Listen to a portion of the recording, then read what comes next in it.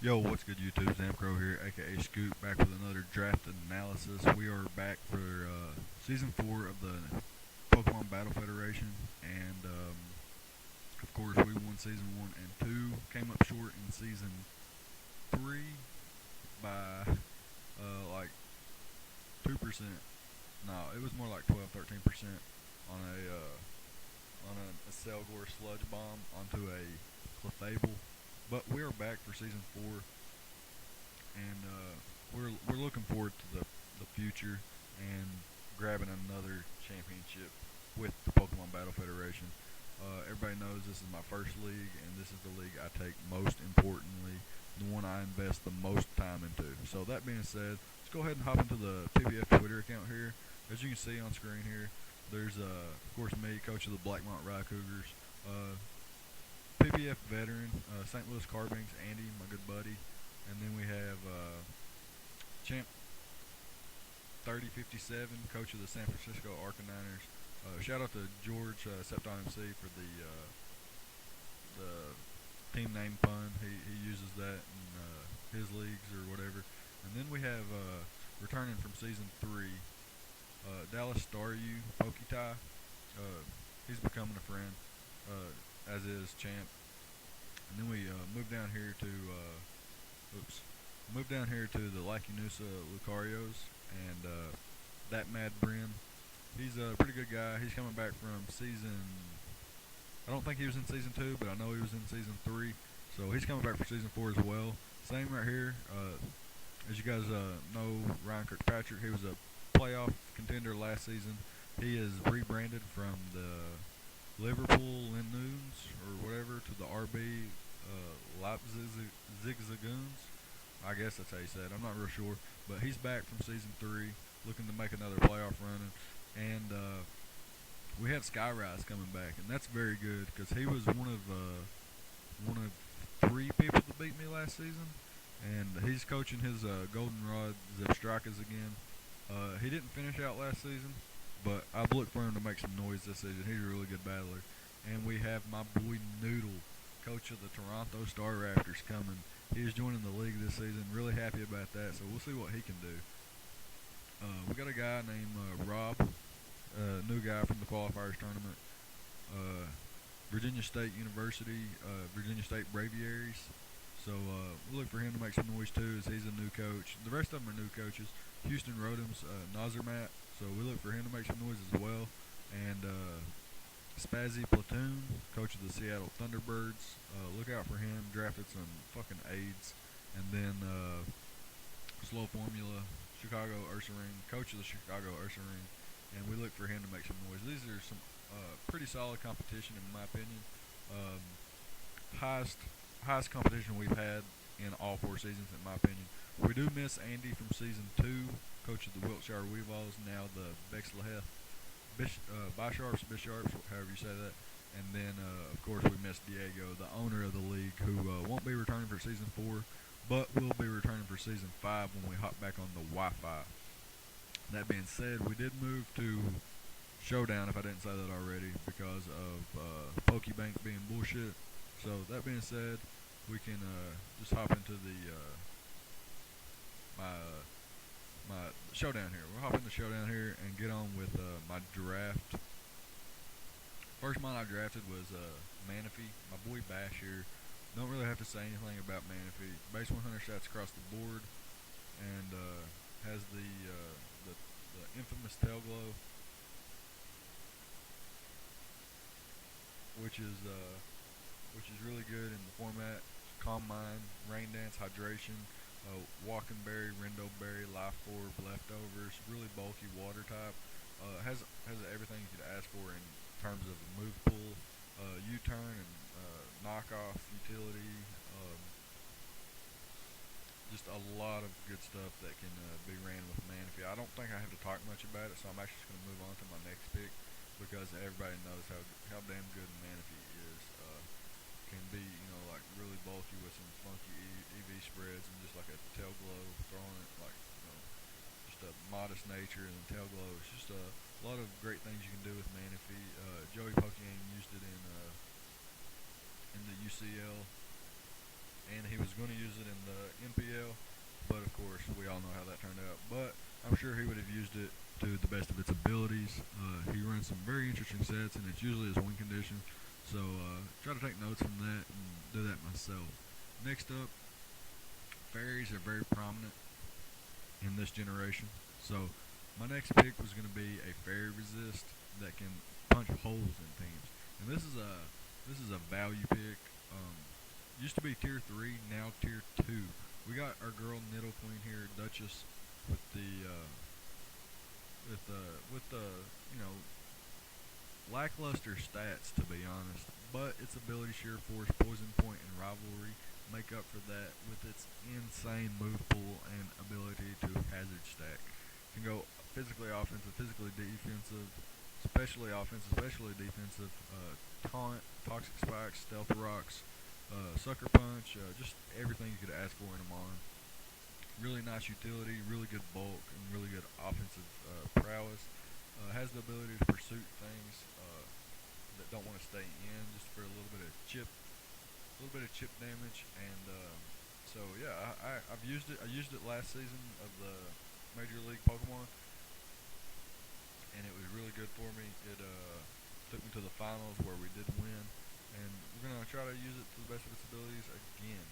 So that being said, we can move on to my third pick, which was none other than the god himself, Mew. Let me go ahead and name this bad boy. Okay, we got our boy Paradox here. You know how good Mew is in the format. A lot of people think it's overrated. I don't. I think it's really good at what it does. It's bulky psychic types are really really nice, and this has access to every move, every TM in the game. Pretty much your opponent can't prep for it. You can't. You just can't prep for Mew. Its ability to run, anything, really anything. It can be a stall breaker. It can be a stealth rock utility Mew. It can be a will whisper. It can be a setup, calm mind, swords dance, nasty plot. All sorts of things Mew can do. And like I said, it has stealth rock and U-turn, baton pass, fake out, gunk shot for the fairies, poison jab, dual screens, and is a pure psychic type. Can run the Cobra Berry, can run Tailwind and Will Wisp, like I mentioned earlier. Basically, Mew can do everything, and that's no exaggeration. Rocks base 100 stats across the board, and of course, this wasn't my plan. This is just how it's working out, because I got the first 3 rounds. I was sniped all 3 rounds, so this is just how it's working out from then on out. My next pick was, if I got my first 3 picks, my next pick was going to be Mega Charizard X, but of course it got sniped a few times before me. So I'm just going to go ahead and grab my Mega now on the 4th round, and I go with Mega Pinsir because I can pair it well with some mons later in the draft. So we got Pinsir here. Aerolate was nerfed, but it's still powerful. It still 2-hit KOs everything. It's not like it doesn't resist it. You know what I'm saying? Has decent bulk with defense and special defense stats. Pretty okay speed stat, and then its attack. It's just a fucking wall breaker. Late game sweeper. Swords dance set. It's really nice. Of course, it can also run knockoff and stealth rock. Just things like that. I think Mega Pinsir is going to be fun to use. I've used it in a league before, but not one that I actually invested my time in and whatnot. So I'm looking for it to make some noise here in Season 4 of the Pokemon Battle Federation. So we have a few mons that can do a lot of everything, and then a couple mons that do the same thing over and over really good. So I wanted to go ahead and grab another versatile mon. Even though fairies are pretty prominent, I went ahead and grabbed a dragon, and not only a dragon, it's something that's quad weak to fairy, but that's okay. Can patch that up later in the draft, and as well, I do have Niddle Queen to take care of that for now. Hydriegon, however you want to pronounce it. My boy Renegade here. Sorry, I must be thinking about my girl. But my boy Renegade here rocks some fantastic stats. A really good wall breaker. Really good switch into the elemental types that's not ice. Really good switch into psychic types. Roost, Taunt, Tailwind, a plethora of just offensive attacks, as well as being able to be another stall breaker. It can't really set up besides like Tailwind and maybe Psych Up or something like that and Work Up. But it's a really, really good wall breaker. Boasts some really good offensive stats, and that's with no boosting nature. Rocks some really good speed too. Not the best, but it's there. 98 is pretty damn good. And then it's got some solid bulk here with the 90s across the board, minus its HP, which is 92. It's even better. So yeah, that's gonna be it. So I have a pretty good solid knockoff switch in right here with my Hydriegon, and that's gonna be that. So looking like a pretty solid team so far. Haven't got a Gen 7 one yet, and I may go through this entire draft without one. I'm not gonna spoil anything though. My next pick is gonna be another Toxic Spike user, and another Pokemon that's just very annoying to kill. Cofagrigus here. Rocks some really, really good mid stats here.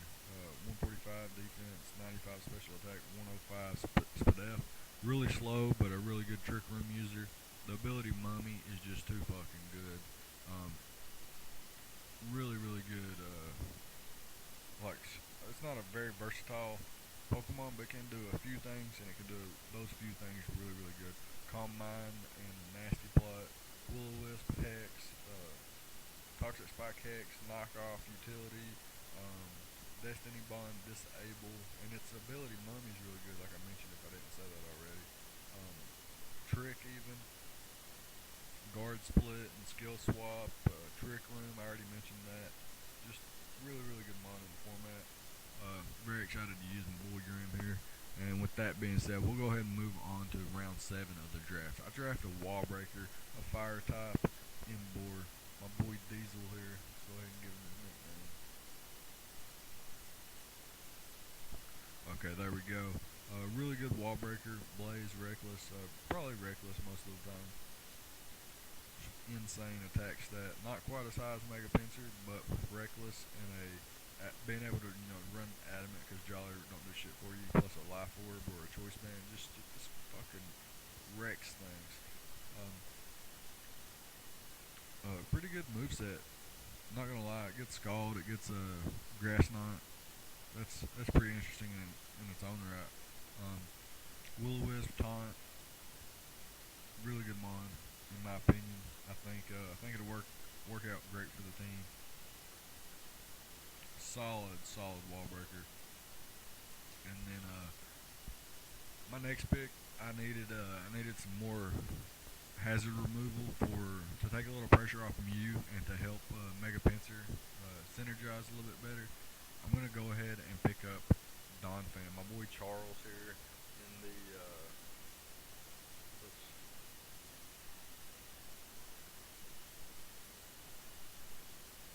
yeah, I'm gonna grab Donphan, my boy Charles here. If you don't know Charles, Charles is Charles Goodyear.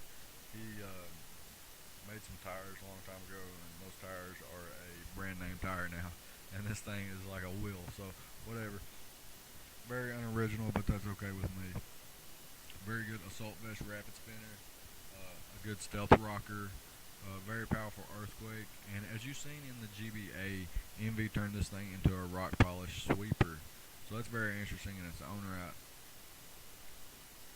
A little bit weak to Scald, minus Manaphy being a good switch in, but that's okay. I'm going to grab Electros next round, which is, what the fuck do I name this? I forgot what I named this. Oh well. This thing's overlooked because of its speed, but everybody knows it's one of those hidden gems down there in Tier 4 or Tier 5, depending on what league you're in. Volt Switch, U-Turn, Drain Punch, Coil, Thunder Punch, Thunderbolt. Just a lot of different things this thing can do. Very excited to use it. I noticed I kind of needed a ground switch in, and with my last two mons, I definitely needed a ground type switch in here. And as long as it's not running, facing a mold breaker user, this is a pretty solid switch in. It has no weaknesses, which is pretty good, and just really bulky all around. 85, 80, and 80. Just throw something like this on there, and then throw an assault vest on it, and it becomes really, really hard to kill. It's annoying for mons when something comes in, takes no damage. You switch out, and it bolt switches out and gives your opponent momentum, and in this case, gives me momentum. Very annoying mon to play against, in my opinion. And yeah, it's gonna be that. Just go ahead and I know I'm speeding through this. I don't have much time right now, and I do have time to record, so I wanted to go ahead and record my draft analysis while before week one starts and whatnot. Well, week one's technically already started, but we haven't had our matches yet. A few people have played, I think, but again, I haven't had my match yet. So get into the next mon here. It's gonna be Steelix. I needed a fairy switch in and a dragon resist, and that's gonna be my boy Steelix. One of the highest defenses in the game. Damn, no investment, 436 defense. That's fucking insane. Chimp used it pretty well in the GBA, so I want to follow those steps and use it well. These are going to be nicknamed. I repeat, these are going to be nicknamed eventually.